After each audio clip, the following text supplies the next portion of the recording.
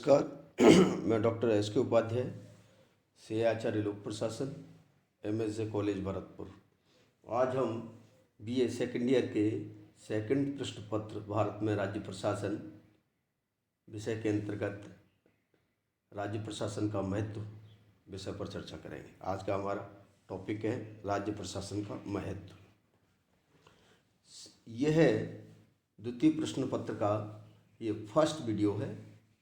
आपको पहले भी बताया गया है कि हमारा जो फर्स्ट प्रश्न पत्र है वो उसका वीडियो के माध्यम से जो पाठ्यक्रम है वो कंप्लीट कर लिया गया है और ये द्वितीय प्रश्न पत्र आज से प्रारंभ हो गया है और ये इस विषय पर ये फर्स्ट वीडियो है, प्रथम वीडियो है, जिसमें हम राज्य प्रशासन के महत्व पर चर्चा करेंगे। राज्य प्रशासन संघीय शासन व्यवस्था अपनाने के कारण भारत में केंद्र और राज्य दोनों स्तरों पर प्रशासनिक तंत्र कार्यरत है। राज्य या प्रांत के प्रशासनिक तंत्र को हम राज्य प्रशासन कहते हैं। चूँकि भारत एक संघात्मक राज्य है और संविधान निर्मात्री सभा ने प्रशासनिक और राजनीतिक उद्देश्यों को ध्यान में रखते हुए एक विचित्र संघीय व्यवस्था को स्वीकार किया, जिसमें भारत जैसे विशाल देश में एकात्मक शासन की कल्पना या एकात्मक शासन व्यवहारगत नहीं था। इसलिए एक ऐसे संघात्मक शासन की व्यवस्था की गई जिसमें केंद्र शक्तिशाली रहे और राज्यों को भी अपने विशेष क्षेत्र के अंतर्गत पर्याप्त स्वतंत्रता प्राप्त हो।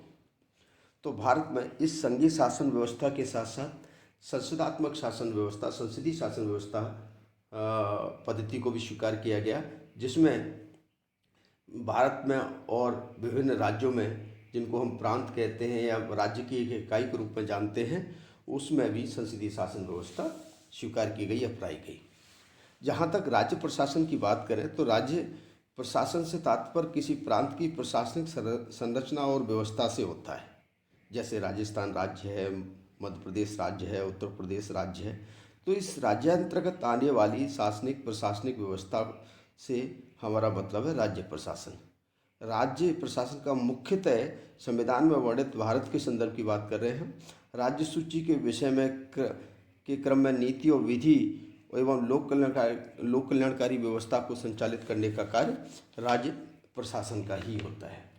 तो राज्य प्रशासन की दृष्टि से हम देखें कि राज्य प्रशासन एक भारत के संदर्भ में महत्वपूर्ण इकाई होती है, जो शासन के प्रशासन के दायित्वों को पूर्ण करने के लिए महत्वपूर्ण क्षेत्र होता है।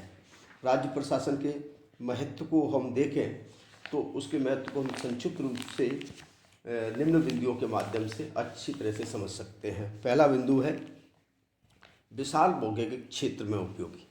राज्य प्रशासन का महत्व इस बात में है कि विशाल भौगोलिक क्षेत्रों में राज्य प्रशासन अधिक उपयोगी होता है।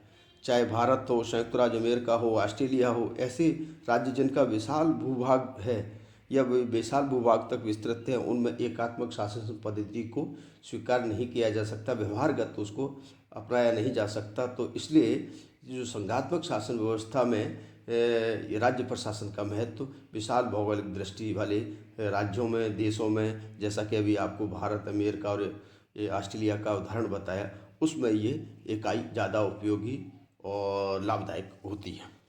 भारत में जहाँ जम्मू कश्मीर की बात करें, वही जो सबसे ज़्यादा ठंडा प्रदेश है, राजस्थान रेगिस्तान के नाम से गर्मी से तपता हुआ राज्य है। इसी प्रकार से आप साउथ में तमिलनाडु, आंध्र प्रदेश, कर्नाटक, ऐसे विशाल समुद्री तट और जो पठारी क्षेत्र के भूभाग हैं। तो भारत में मेघालय, असम, नागालैंड जैसी दुर्गम पहाड़ी और वन क्षेत्र भी भारत से युक्त प्रकृति से युक्त क्षेत्रीय विविधताएँ देखने को मिलती है। तो इन बहुविविधता वाले क्षेत्रों में, संघात्मक शासन प्रणाली वाले क्षेत्रों में संबंधित क्षेत्र की इकाइयों के संदर्भ में राज्य प्रशासन का महत्व और अधिक उत्तरोत्तर दिखाई देता है या समझ में आता है। तो विशाल भौगोलिक क्षेत्र में राज्य प्रशासन एक महत्वपूर्ण इकाई के रूप में कार्य करता है। दूसरा बिंदु है सामाजिक सांस्कृतिक विभिन्नताओं में उपयोगी। राज्य प्रशासन का महत्व इस बात से भी इंगित किया जा सकता है कि सामाजिक सांस्कृतिक विभिन्नता वाले देशों में ये अधिक उपयोगी होता है। भारत में जहाँ ये कहते हैं हर 10-12 किलोमीटर पर भाषा, बोली और पानी की प्रकृति बदल जाती है, वहाँ विशाल सामाजिक राजनीतिक जो सामाजिक सांस्कृतिक जो संस्कृति है वो बहुविविधता लिए हुए है। खान पान, रहन सहन, रीति रिवाज, कर्मकांड, मान्यताएं, जीवन शैली के पर्याप्त विभिन्नताओं से युक्त भारत, जिसमें आज कम से कम लगभग 190 धर्म, 1700 के आसपास भाषाएं, इसी प्रकार से करीबन 3500 से अधिक जातियों उपजातियाँ निवास करती हैं। वह बहुविविध सांस्कृतिक धरोहर के रूप में राज्य इकाइयों का होना एक महत्वपूर्ण तत्व होता है, महत्वपूर्ण कारक होता है, जिससे इन संस्कृति और सामाजिक धरोहरों को न केवल संरक्षित किया जा सकता है बल्कि उस क्षेत्र की विविधता को भी एक अधिक उपयोगी व्यवहारगत बनाया जा सकता है। तीसरा बिंदु है लोकतंत्र की सार्थकता। लोकतंत्र जनता का जनता के लिए जनता द्वारा शासन कहलाता है और इसी लोकतंत्र की आधारशिला को राज्य प्रशासन के माध्यम से जनता की सहभागिता को सुनिश्चित करने का एक आधार राज्य प्रशासन ही होता है। चूँकि राज्य प्रशासन में सारी व्यवस्थाएं जनता तक प्रत्यक्षतः परोक्षतः प्रदान की जाती हैं या उनकी सहभागिता सुनिश्चित की जाती है, तो लोकतांत्रिक विकेंद्रीकरण का मूर्त रूप देने की अग्रणी इकाई के रूप में राज्य प्रशासन कार्यशील होता है, क्रियाशील होता है। इसलिए लोकतंत्र की सार्थकता भी राज्य प्रशासन के माध्यम से सुनिश्चित की जाती है। अगला बिंदु है कल्याणकारी कार्यों की पूर्ति। भारत एक समाजवादी राज्य की अवधारणा से और लोक कल्याणकारी राज्य की अवधारणा से शासित राज्य है। इस दृष्टि से देखा जाए तो जो मूलभूत जो व्यक्ति की आवश्यकता है वो राज्य सूची के विषय के अंतर्गत आती है। जहाँ तक संघीय सूची में राष्ट्रीय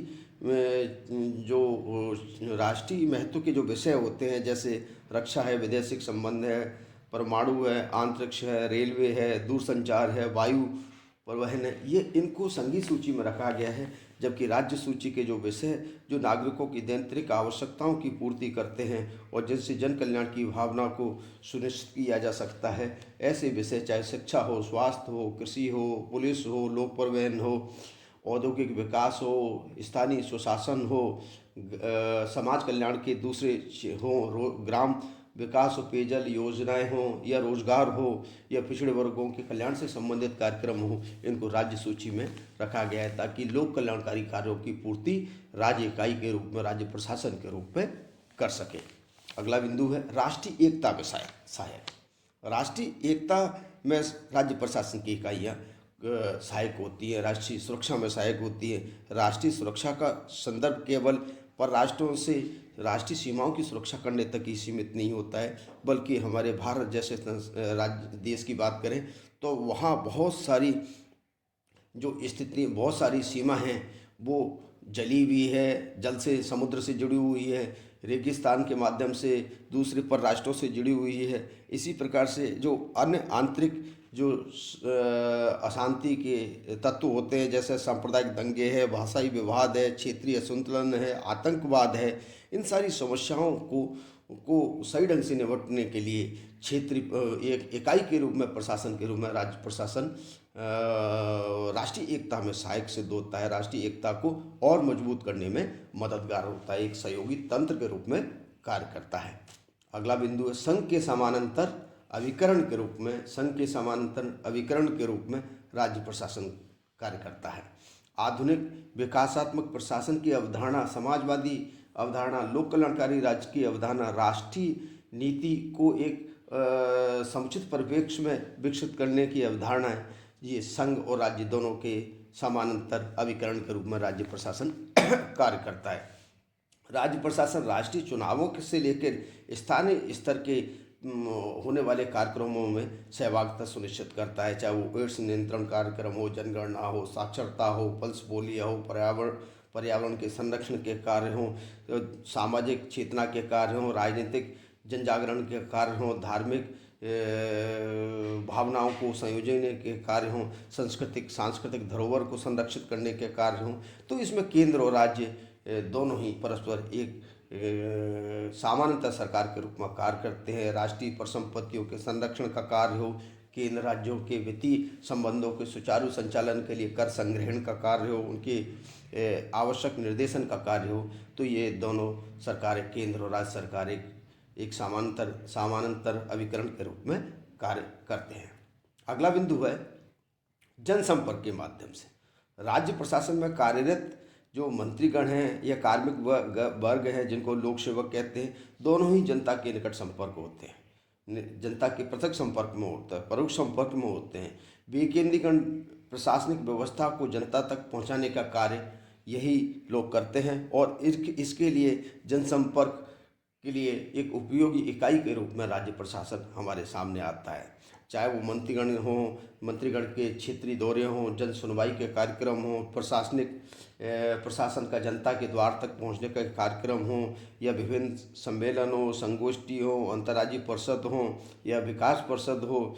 ये कहने का मतलब ये है कि राष्ट्रीय नीति निर्माताओं को ये भान था कि राज्य प्रशासन की इकाई या जनता के प्रत्यक्ष परोक्ष संपर्क के माध्यम से जनसंपर्क को न केवल बढ़ा सकती है, बल्कि लोकतांत्रिक विकेंद्रीकरण के माध्यम से जनता की जो प्रशासन में और राजनीति में जो सहभागिता है उसको सुनिश्चित करने का भी कार्य करती है। साथ ही साथ जनसंपर्क के माध्यम से जो राष्ट्रीय और राज्य की जो योजनाएं हैं, परियोजनाएं हैं, कार्यक्रम हैं, उनको जनता तक पहुंचाने का कार्य भी यही राज्य प्रशासन के माध्यम से सुलभ तरीके से, सरल तरीके से संभव हो पाता है। अगला बिंदु है लोक सेवाओं की आत्मीयता और प्रतिबद्धता। जो लोक सेवाएं हैं वो अखिल भारतीय जो सेवा है, केंद्रीय सेवाएं या राज्य सेवाओं में जिनका वर्गीकरण किया गया है। यद्यपि अखिल भारतीय सेवाओं की हम बात करें तो वो राज्यों में काडर के रूप में विभाजित की जाती है, राज्यों के काडर के रूप में उनको भेजा जाता है, लेकिन वो जहाँ काम करते हैं उनकी प्रतिबद्धता, उनकी आत्मीयता उस राज्य के संदर्भ में होती है। ये लोक सेवाएं संघीय व्यवस्था के साथ साथ राज्य की राजनीतिक व्यवस्था को सुचारू संचालित करने में मददगार होती है, या यूँ कहें राजनीतिक अस्थिरता को समाप्त करने में हमें राज्य प्रशासन की इकाई अधिक मजबूत दिखाई देती है। राज्य प्रशासन के प्रशासनिक तंत्र को हम एक मजबूत स्थिति में देखते हैं। इस आधार पर हम कहते हैं कि वर्तमान में राज्य प्रशासन का एक अधिकाधिक महत्व है। राजस्थान राज्य के संदर्भ में अब हम थोड़ा सा, राजस्थान एक विशाल भूभाग वाला बहुविविधताओं से भरपूर राज्य है। यहाँ आदिकाल से ही पराक्रमी एवं लोकप्रिय राजाओं का शासन रहा है। ब्रिटिश शासन काल में राजस्थान ब्रिटिश शासन के प्रत्यक्ष अधीन नहीं था, प्रत्यक्ष शासित नहीं था, बल्कि अनेक रियासतें थी जो राजपूत वंश के राजाओं द्वारा संचालित थी। राज्य में 19 रियासत और 3 चीफशिप थी। राज्य का जो वर्तमान स्वरूप है विभिन्न चरणों में पुनर्गठित होकर प्राप्त हुआ है।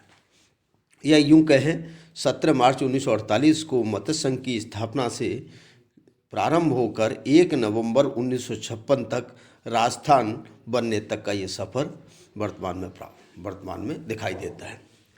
वर्तमान में राजस्थान में 7 संभाग और 33 जिले हैं और राज्य की राजधानी जयपुर है। इन संभागों में 7 संभागों में जयपुर, जोधपुर, उदयपुर, कोटा, बीकानेर और अंतिम भरतपुर संभाग बना। राज्य की क्षेत्रफल की दृष्टि से ये सबसे बड़ा राज्य है। ये 3,42,239 वर्ग किलोमीटर में फैला हुआ विस्तृत भूभाग से परिपूर्ण बहुविविधताओं से युक्त राज्य, जिसकी 2000 राज्य है। 2011 की जनगणना के अनुसार देखें तो यहाँ 6 करोड़ 86 लाख जनसंख्या निवासित है, जिनमें से 3 करोड़ 56 लाख पुरुष और 3 करोड़ 30 लाख महिलाएं हैं। अगर राजनीतिक दृष्टि से देखें तो लोकसभा के लिए यहाँ 25 सीटें हैं, राज्यसभा के लिए यहाँ 10 सीटें हैं और राज्य की विधानसभा की यहाँ 200 सीटें हैं। राज्य में संसदीय शासन और प्रणाली और लोकतांत्रिक प्रणाली का से युक्त ये राज्य भारतवर्ष में सबसे राजनीतिक दृष्टि से एक महत्वपूर्ण स्थान रखता है। शासन व्यवस्था, प्रशासनिक स्थिति, भौगोलिक संदर्भ, आर्थिक, सामाजिक, राजनीतिक, इन सभी दृष्टि से देखा जाए तो राजस्थान राज्य का एक अपना महत्वपूर्ण स्थान है भारतवर्ष में। और राजस्थान राज्य की राजधानी जयपुर भारत में ही नहीं बल्कि विश्व पटल पर एक सुप्रसिद्ध स्थान है। राजस्थान राज्य राजपूती संस्कृति, मान्यताओं और लोकतांत्रिक संस्थाओं को, लोकतांत्रिक पद्धति को से शासित होने और स्वयं को आत्मसात करने वाले नागरिकों की धरती है। यहाँ राज्य के द्वारा भारतवर्ष में देखा जाए तो सबसे एक सांस्कृतिक धरोहर के रूप में, एक लोकतांत्रिक मान्यताओं को संजोने के रूप में और वसुधैव कुटुंबकम की भावना के रूप में राजस्थान सबसे भारत के अंगड़ी राज्यों में से प्रमुख राज्य है। धन्यवाद।